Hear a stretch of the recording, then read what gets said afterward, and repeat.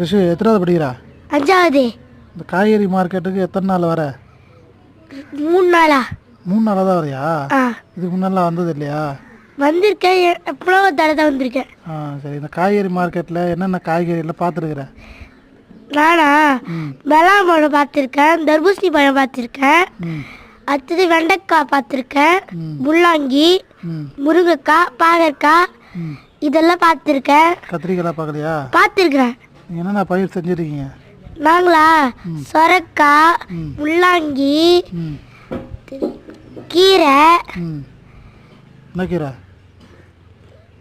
Costly கீரை, அப்புறமா வெண்டைக்காய்லாம் போடலையா?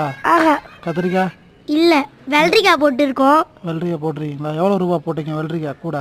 வெள்ளரிக்காவா ஒரு கூட 50 ரூபான்னு போட்டோம். கூலியெல்லாம் கட்டுப்படி ஆகுதா? ஆ நீ வேலை செய்கிற போயிட்டா?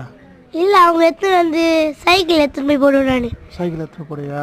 ஆ சூப்பரு. சைக்கிள் எடுத்துன்னு போடுற காசு என்ன கொடுப்பாங்களா வீட்டில்? ஆ எவ்வளோ கொடுப்பாங்க? 10 ரூபா.